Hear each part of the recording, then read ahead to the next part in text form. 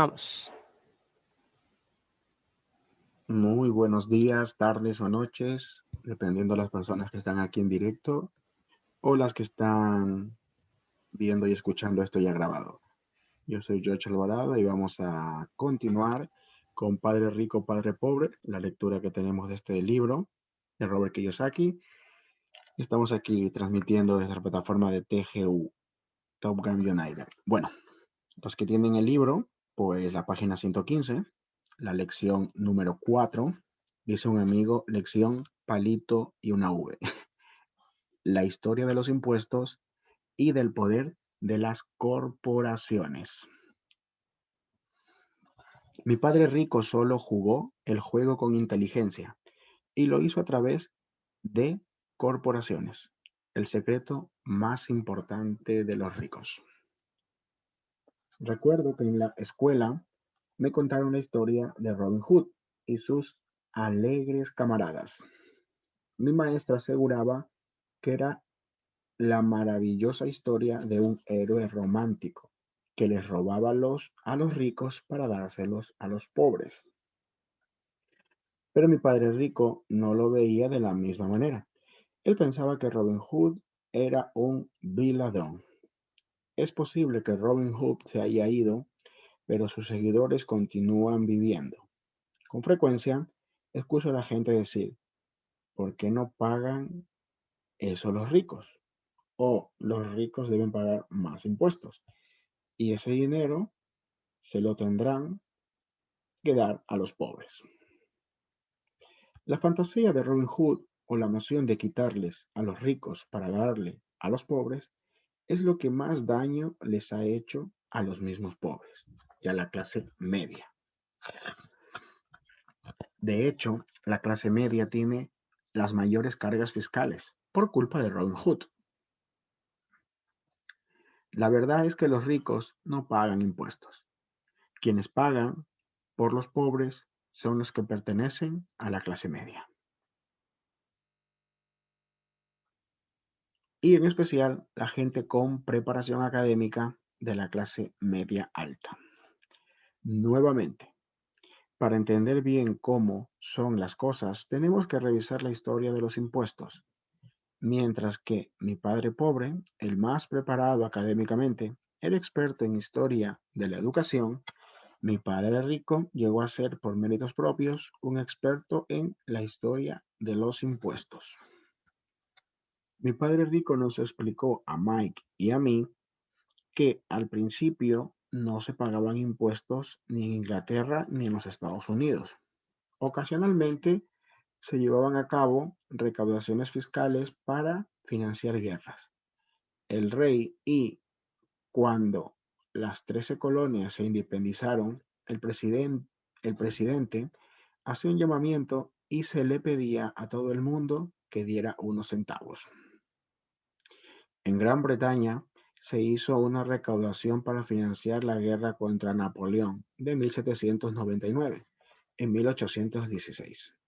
En Estados Unidos, para pagar la guerra civil de 1861 a 1865, en 1874, Inglaterra decretó la permanencia del impuesto sobre la renta para los ciudadanos.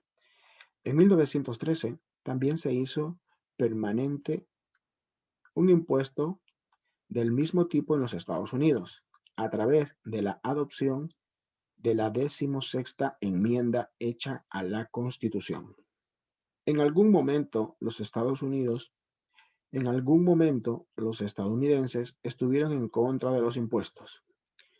Fue un impuesto sobre el té, lo que condujo al famoso motín del té en la bahía de Boston, incidente que propició y encendió la mecha de la Guerra de la Independencia. Estados Unidos e Inglaterra tardaron aproximadamente 50 años en convencer a los ciudadanos de que pagarán un impuesto sobre la renta de forma regular. Lo que estos datos no nos dicen es que al principio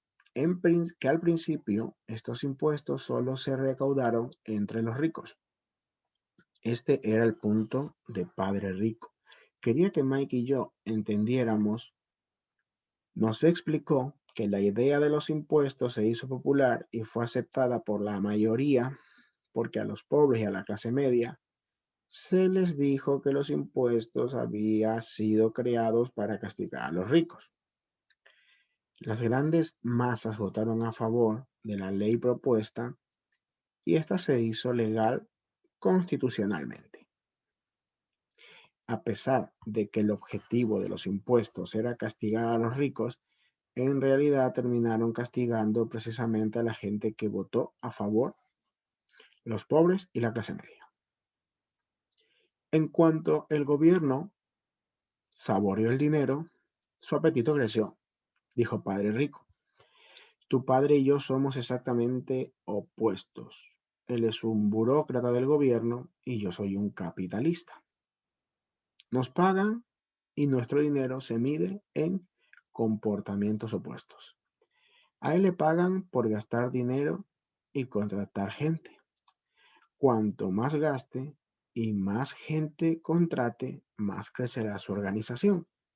En el gobierno siempre se respeta a las grandes organizaciones. En contraste, cuanta menos gente contrate yo y menos dinero gaste, más representarán los inversores a mi organización. Es por eso que no me agradan los burócratas. Tienen objetivos distintos a los de la mayoría de la gente de negocios. A medida que crece el gobierno, más dinero necesita recaudar a través de los impuestos para mantenerse. Mi padre, con preparación académica, creía firmemente que el gobierno tenía la obligación de ayudar a la gente. Adoraba a John F. Kennedy y en especial la idea del cuerpo de paz. Le gustaba tanto la idea que tanto él como mi madre trabajaron para dicha organización. Ambos entrenaron voluntariamente para ir a Malasia, Tailandia y Filipinas. Mi padre siempre se esforzaba por obtener préstamos adicionales e incrementar el presupuesto para contratar más gente y en sus dos empleos, en el Departamento de Educación y en el Cuerpo de Paz. Desde que tuve unos 10 años, empecé a escuchar a mi padre rico decir que los empleados del gobierno eran un grupo de ladrones perezosos y a mi padre pobre quejarse de los ricos y decir que eran ladrones y codiciosos y que debían pagar más impuestos, claro. Ambos tenían argumentos válidos, pero a mi padre resultaba difícil, pero para mi padre resultaba difícil ir a trabajar durante el día para uno de los capitalistas más importantes del pueblo y luego volver a casa con un padre que era un prominente líder gubernamental. No fue fácil decidir a qué padre hacerle caso. A pesar de la divergencia, sin embargo, si se estudia la historia de los impuestos, siempre surge una perspectiva interesante. Mi padre rico no consideraba que Robin Hood fuera un héroe, pensaba que era un vil ladrón. Como ya mencioné, la aceptación de los impuestos fue posible solo porque las grandes masas creyeron en la teoría económica de Robin Hood, quitarle a los ricos para dárselo a los pobres. El problema fue que el apetito que el gobierno tenía por el dinero era tan grande que poco después los impuestos tuvieron que recaudarse entre la clase media y a partir de ahí continuaron filtrándose hacia abajo. Los ricos detectaron la oportunidad de protegerse porque ellos no juegan con las mismas reglas. Ellos sabían sobre compañías que se hicieron muy populares en los tiempos en los que aún se navegaba en barco. Los ricos crearon empresas como un vehículo para limitar riesgos que correrían los activos en cada viaje. Básicamente colocaron su dinero en una empresa con el objetivo de financiar la navegación. Luego la compañía contrató su propia tripulación para navegar al Nuevo Mundo y buscar un tesoro. Si el barco se perdía, la tripulación perdía la vida y la pérdida de los ricos se limitaba al dinero invertido en ese viaje. El diagrama que se presenta a continuación muestra la forma en que la estructura corporativa se sitúa fuera de tu estado financiero personal y el balance general. Un estado de resultados. Aquí lo que nos muestra es un estado financiero personal en el que ingreso y gasto conecta con otro cuadro que es estado financiero corporativo. El gasto conecta con nuestro ingreso y a su vez el gasto conecta con los gastos. Este cuadro es interesante que lo vean porque realmente puede producir bastante confusión. El conocimiento de la estructura legal corporativa es lo que en realidad les concede a los ricos una amplia ventaja por encima de los pobres y de la clase media. A mí me educaron dos padres, uno socialista y el otro capitalista, pero en muy poco tiempo comprendí que la filosofía del capitalista era la más lógica para mí. En mi opinión, los socialistas terminaron castigándose a sí mismos por su falta de educación financiera, sin importar lo que inventara la multitud de gente que quería que se debía coger lo que les pertenecía a los ricos. Estos siempre encontraron la manera de ser más astutos. Por esa razón, los impuestos terminaron recaudándose entre la clase media. Los ricos fueron más hábiles que los intelectuales, sencillamente porque entendieron el poder del dinero, materia que no se enseña en los colegios. ¿Cómo aventajaron los ricos a los intelectuales? En cuanto fue aprobado el impuesto para quitarles a los ricos el dinero, empezó a fluir hacia las arcas del gobierno. La gente estaba muy contenta al principio. El dinero se entregaba al gobierno. El dinero se entregaba al gobierno y a los ricos. Les llegaba a los empleados del gobierno a través de empleos y pensiones. Y a los ricos les tocaba una parte cada vez que sus fábricas y empresas ganaban un concurso público. El gobierno recibía una enorme cantidad de dinero, pero el problema fue el manejo fiscal de ese dinero. Permíteme explicarte por qué. La idea del gobierno es no tener exceso de dinero, porque si no logra gastar los fondos asignados, corre el riesgo de perder ese dinero cuando se realice el siguiente presupuesto. No haberlo gastado es señal de ineficiencia. A los hombres de negocios, en contraste, se les recompensa y aplaude por su eficiencia cuando terminan un ejercicio y tienen excedentes. Este ciclo del incremento en el gasto gubernamental continuó y en consecuencia también aumentó la necesidad de dinero. Entonces la idea de cobrarles impuestos a los ricos se ajustó para incluir a los niveles de la sociedad que recibían menores ingresos, hasta llegar a la misma gente que votó a favor, los pobres y la clase media. Los verdaderos capitalistas usaron su conocimiento financiero para encontrar un escape.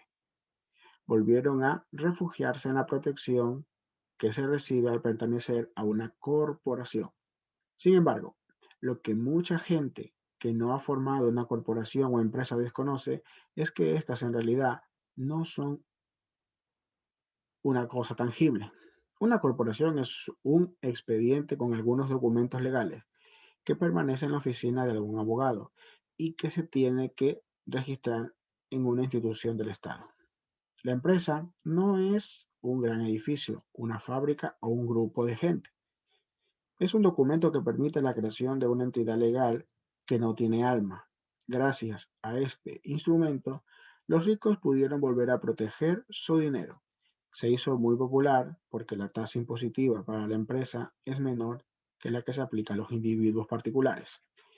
Además, ciertos gastos de las empresas se podían pagar con dinero sobre el que todavía no se había pagado impuestos. Esta guerra entre tener y no tener la prevaleci- de no tener ha prevalecido durante cientos de años. La batalla se librará cada vez y en todo lugar en donde se emitan leyes durará siempre. El problema es que quienes pierden siempre son los que están bien informados. Aquellos que todos los días se levantan y con toda diligencia van a trabajar y a pagar impuestos.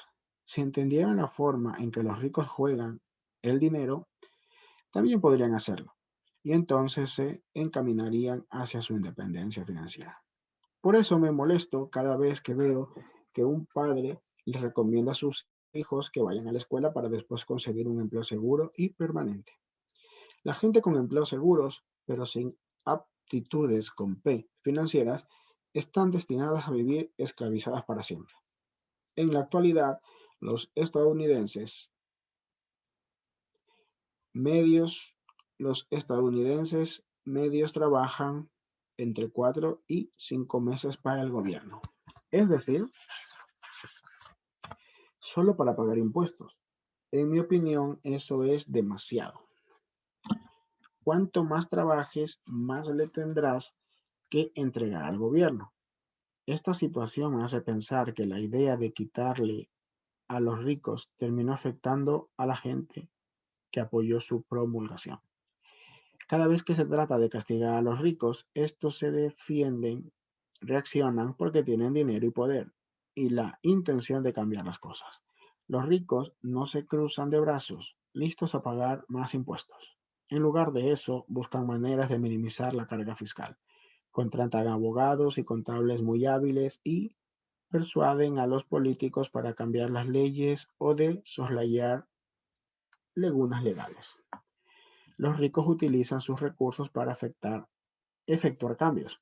El Código Fiscal de los Estados Unidos también permite otras formas de reducir los impuestos. La mayoría de estos medios están disponibles para cualquier persona. Sin embargo, los ricos son quienes con mayor frecuencia los aprovechan porque ellos están concentrados en proteger sus negocios. Por ejemplo, la cifra 1031 es la forma popular de llamarle a la sección 1031 de la Ley de Impuestos Internos, en la que permite a un vendedor retrasar el pago de impuestos sobre un bien inmueble para obtener ganancias del capital al intercambiarlo por otro bien inmueble de mayor valor. Los bienes raíces son un vehículo de inversión con grandes ventajas fiscales, siempre y cuando sigas cambiando tus bienes inmuebles por otro de mayor valor. No tendrás que pagar impuestos sobre las ganancias hasta que liquides. La gente que no aprovecha estos ahorros legales en impuestos pierde una gran oportunidad para hacer crecer su columna de activos. Por desgracia, los pobres y la clase media no cuentan con los mismos recursos, simplemente se quedan quietos y permiten que el gobierno les pinche con sus agujas en los brazos para succionarles la sangre. Siempre que veo la enorme cantidad de gente que prefiere pagar más impuestos o que aprovecha menos deducciones por miedo al gobierno, me quedo boquiabierto. Tengo amigos que terminaron cerrando y destruyendo sus negocios para descubrir después que todo se debió a un error del gobierno. Puedo comprender el temor y las reacciones a la intimidación, pero creo que el precio de trabajar de enero a mayo para pagar impuestos es demasiado alto. Mi padre pobre nunca se defendió, tampoco mi padre rico. Sin embargo, este último aprendió a jugar con inteligencia a través de las corporaciones. El secreto más importante de los ricos. Seguramente recuerdas la primera lección que aprendí de padre rico. Tenía 9 años y tuve que sentarme y aguardar a que se dignara hablar conmigo. Me quedé esperando en su oficina durante horas. Me ignoró a propósito. Quería que yo reconociera su poder y que deseara tener el mismo tipo de fuerza algún día. Durante los años que estudié y aprendí de él, siempre me recordó que el conocimiento es poder. Si trabajas para obtener dinero, le cedes el poder al dinero. Si haces que el dinero trabaje para ti, puedes conservar el poder y controlarlo. Además, cuando uno tiene dinero, también posee un gran poder, que exige tener el conocimiento adecuado para saber conservarlo y multiplicarlo. Si careces de ese conocimiento, todo el mundo podría mangonearte. Padre Rico siempre nos recomendaba a Mike y a mí que el mayor bravucón no es el jefe o el supervisor, sino el recaudador de impuestos. Él siempre te va a quitar más si se lo permites. La primera lección que ayuda a hacer que el dinero trabaje para ti en lugar de que tú trabajes para él, tiene que ver con el poder. Si trabajas para el dinero, para obtenerlo, le cedes el poder a tu jefe. Si haces que el dinero trabaje para ti, puedes conservar el poder y controlarlo. En cuanto Mike y yo entendimos la fuerza que nos otorgaba hacer que el dinero trabajara para nosotros, Padre Rico se enfocó en el siguiente paso: ayudarnos a ser inteligentes en el aspecto financiero, a impedir que cualquier cosa o persona nos mangoneara. Es muy fácil que te manipulen cuando eres ignorante, pero si sabes de qué hablas, tienes más oportunidades de defenderte. Por eso Padre Rico pagaba tanto dinero para contratar la asesoría de contables y abogados hábiles y especializados en temas fiscales. En realidad era mucho más económico pagarles a ellos que al gobierno. La mejor lección que me dio Padre Rico fue: si eres inteligente y hábil, la gente no podrá mangonearte. Él conocía la ley porque la obedecía y porque sabía que no estar al tanto de ella misma podría resultar costoso. Si sabes que estás en lo correcto, entonces no tendrás miedo de defenderte, ni siquiera si te enfrentas a Robin Hood y sus alegres camaradas. Mi otro padre, el que tenía una sólida educación, siempre me alentó para que conseguirías un buen empleo en una empresa fuerte.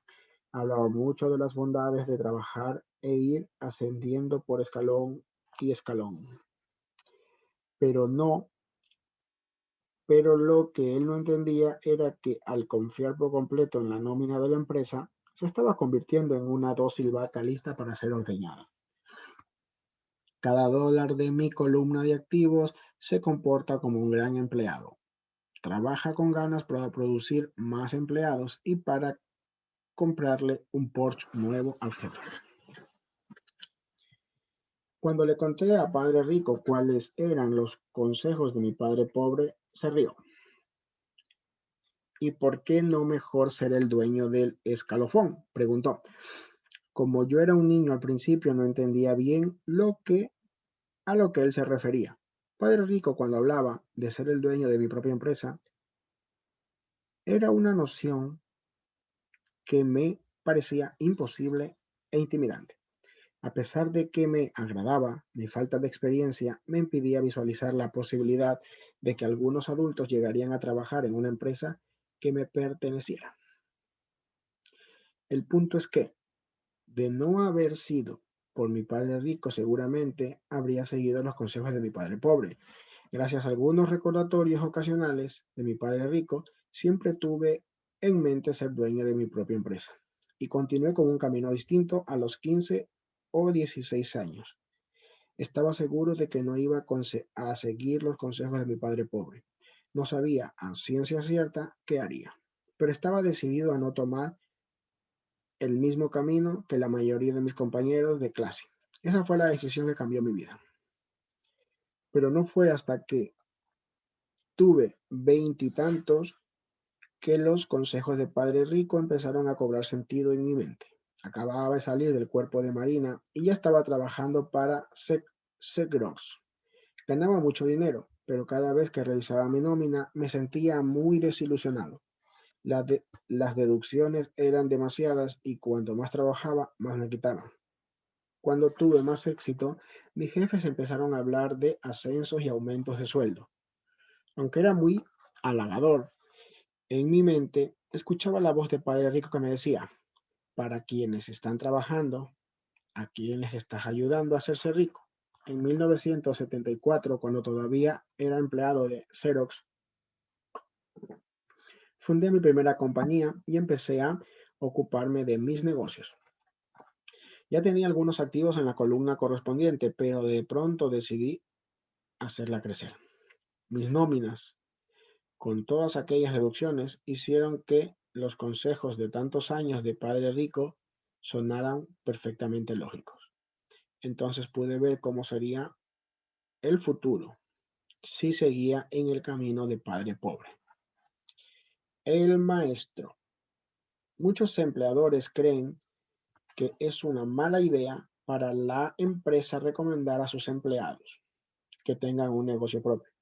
Sin embargo, el hecho de tener una empresa propia y el desarrollar activos me convirtió en el mejor empleado porque de pronto tuve un objetivo. Llegaba temprano a trabajar, a Xerox, y lo hacía con mucho ahínco. Estaba intentando juntar la mayor cantidad posible de dinero para invertir en inmuebles. Hawái estaba a punto de despegar y yo sabía que muchos harían fortunas, así aprovechaban el momento. Y cuando más cuenta me daba de que estábamos en un momento coyuntural, más fotocopiadoras vendía. Cuanto más vendía, más dinero ganaba y naturalmente más me quitaban en concepto de impuestos.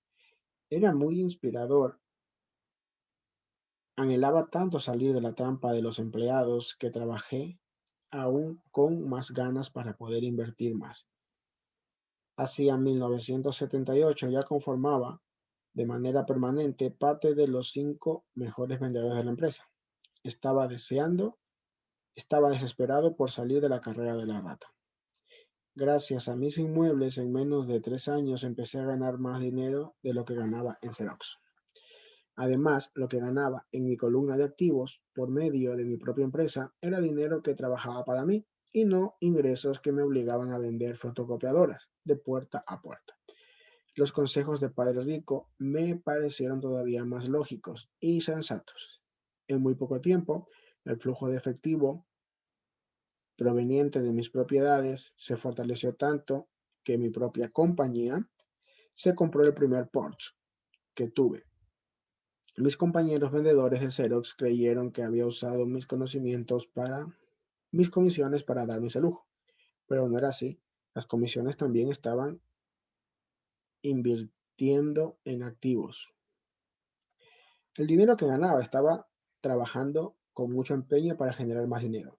Cada dólar de mi columna de activos se comportaba como un gran empleado. Trabajaba con ganas para producir más empleados y para comprar un Porsche nuevo al jefe con dólares sobre los que no se habían pagado impuestos. Empecé a trabajar todavía con más ahínco para Xerox. El plan funcionaba y mi Porsche era prueba de ello. Usé las lecciones aprendidas de Padre Rico y pude salir de la carrera de las ratas aún muy joven. Todo lo anterior fue posible gracias al sólido conocimiento financiero que adquirí en las clases de Padre Rico. Sin ese conocimiento, al que yo llamo inteligencia financiera o IQ financiero, mi camino hacia la independencia económica habría sido mucho más difícil. Hoy en día les enseño a otras personas con la esperanza de poder compartirlo con ellas lo que sé. También les recuerdo a la gente que el conocimiento financiero incluye conocimiento en varias áreas. 1. Contabilidad. La contabilidad es el alfabetismo financiero o la habilidad de leer números. Si quieres construir un imperio, esta habilidad te será primordial. Cuanto mayor sea la cantidad de dinero que esté bajo tu cuidado, mayor precisión necesitarás. De otra manera, el negocio entero se viene abajo. El lado izquierdo del cerebro se hace cargo de esta actividad, el que se concentra en detalles numéricos. El alfabetismo financiero te permite leer y entender los estados financieros, lo cual a su vez te da la oportunidad de identificarlos. Lo cual te da la oportunidad de identificar los puntos fuertes y débiles de cualquier negocio. Segundo punto, inversiones. Invertir es la ciencia de hacer dinero con dinero. Involucra estrategias y fórmulas en las que se aplica la creatividad del lado derecho del cerebro. 3. Comprensión de los mercados. Entender los mercados también es una ciencia de la oferta y la demanda. además de las cuestiones fundamentales y económicas de la inversión. Necesitas reconocer los aspectos técnicos del mercado, los cuales, por cierto, se manejan en función de emociones. Piensa, por ejemplo, de acuerdo a las condiciones actuales del mercado. ¿Esta inversión tiene sentido o no? La ley. Una corporación que contempla habilidades técnicas como las de la contabilidad, la inversión y el conocimiento de mercados puede contribuir a un crecimiento explosivo. Una persona que entiende las ventajas fiscales y la protección que puede brindarles una corporación tiene la posibilidad de hacerse rica en mucho menos tiempo que un empleado o que el dueño único de un pequeño negocio. Es una diferencia similar a la que hay entre caminar y volar. Implica una ventaja demasiado grande en lo que se refiere a la adquisición de riquezas a largo plazo. 5. Ventajas fiscales.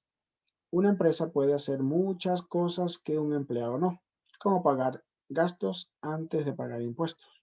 Ese es un área de conocimiento muy emocionante. Los empleados ganan, pero como tienen que pagar impuestos, se ven obligados a sobrevivir con lo que les queda. Una empresa gana, gasta todo lo que puede y paga impuestos sobre el remanente. Esta es una de las lagunas legales y fiscales que aprovechan los ricos. Son fáciles de usar y si eres dueño de inversiones, se produce un buen flujo de efectivo. No cuesta demasiado hacer uso de estos beneficios. Te daré un ejemplo. Si tienes tu propia corporación, podrás estar de vacaciones en tus reuniones de consejo en Hawái. Los pagos de automóviles, seguros, reparaciones y cuotas de clubes deportivos también son gastos que cubre la empresa. La mayoría de las comidas de restaurantes se considera gastos deducibles y sucede lo mismo con otros conceptos. Sin embargo, todos estos gastos se pueden solventar de manera legal con el dinero sobre el que aún no has pagado impuestos. Protección frente a demandas. 6. Vivimos en una sociedad a la que le gusta litigar. Todo el mundo quiere una todo el mundo quiere una tajada de lo que ganas. Los ricos esconden muchas de sus riquezas a través de vehículos como empresas y fideicomisos con los que protegen sus activos de los embates de los acreedores. Cuando alguien demanda a una persona que tiene mucho dinero, por lo general se llevan a cabo reuniones con abogados especializados en protección de bienes y al final se descubre que la persona demandada no tiene nada en realidad. Lo controla todo, pero no es poseedora de nada. Los pobres y la clase media, en cambio, tratan de ser los dueños de todo y terminan perdiéndolo. Porque se tienen que ceder al gobierno o a otros ciudadanos a una demanda. Y es que mucha gente sigue aplicando la estrategia de Robin Hood, quitarle a los ricos para dárselo a los pobres. El propósito de este libro no es analizar los detalles específicos de lo que implica ser dueño de una compañía, pero debo señalar que si tú ya tienes algún tipo de activos legítimos, deberías pensar en averiguar lo antes posible más sobre los beneficios y la protección que ofrece el tener una empresa. Se han escrito muchos libros acerca de este tema y en ellos, microabierto,